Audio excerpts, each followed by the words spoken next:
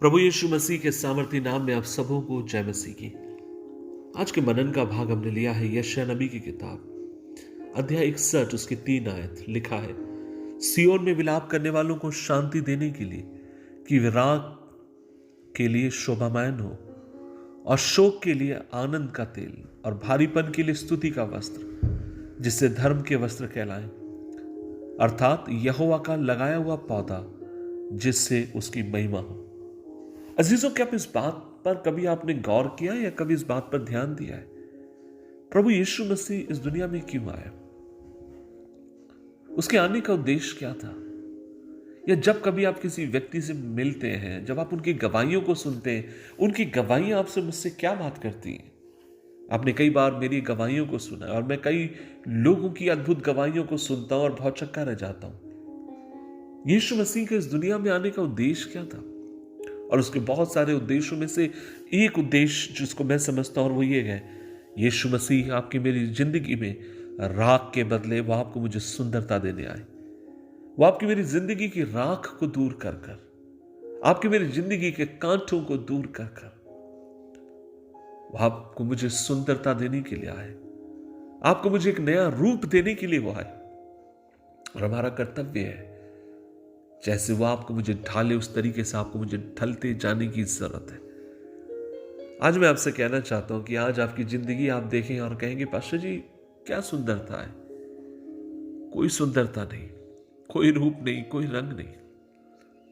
लेकिन मेरे भाई मेरी बहन, जब तू अपनी इस जिंदगानी को सर्वशक्तिमान परमेश्वर के हाथ में अगर तू देगा, उसे बदलने के लिए विश्वास योग्य है।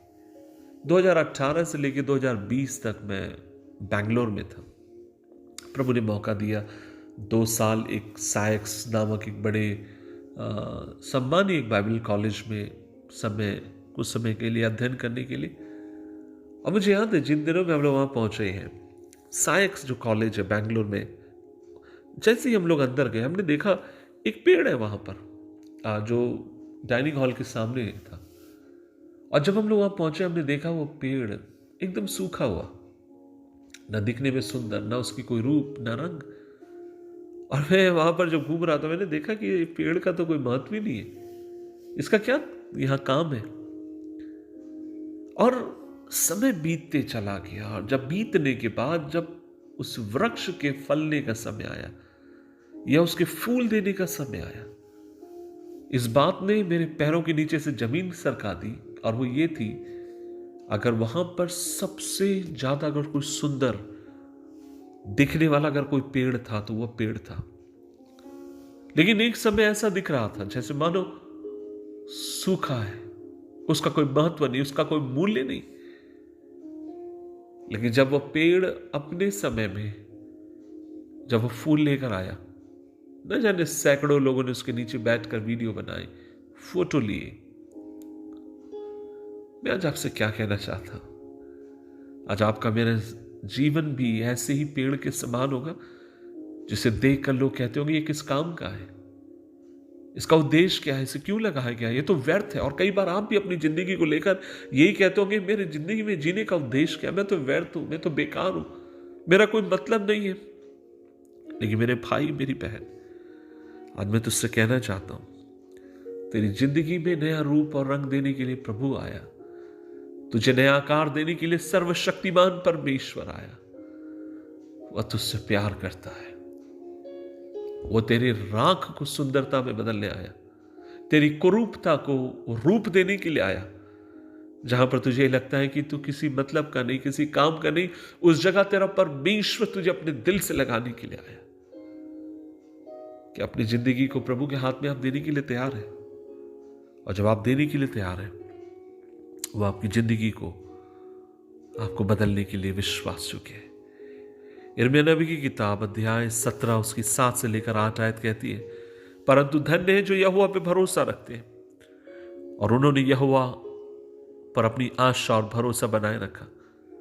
8वें पद में लिखा है, वे नदी के किनारे लगाए गए वृक्षों के समान है, जिनकी जड़ें जल में गहरी होती है, और वे एक ऐसे वृक्ष बन जाते हैं जो महीनों तक नहीं सूखता। आज मैं आपसे कहना चाहता हूं, कि आप एक ऐसे वृक्ष बनना चाहते हैं, कि आप फलदायी एक वृक्ष बनना चाहते हैं, कि आप कुरूपता से रूपता की तरफ बढ़ना चाहते हैं। सर्वशक्तिमान परमेश्वर आप पर अनुग्रह करें, आपको कृपा दे। दुआ करें। प्रभु जी धन्यवाद देते हैं इस दिन के लिए, और आज जब हम मिलकर तेरे पास आए, हमारी तुझसे यही प्रार्थना है कि प्रभु तेरा हाथ हम पर हो, तेरे लिए जीने के लिए मदद कर पिता। दिन प्रतिदिन हम तुझ में बढ़ते जाएं, ऐसी तू हमें सामर्थ प्रदान कर। प्रभु तू भला है, तू अच्छा है, तेरी करुणा सदा की है।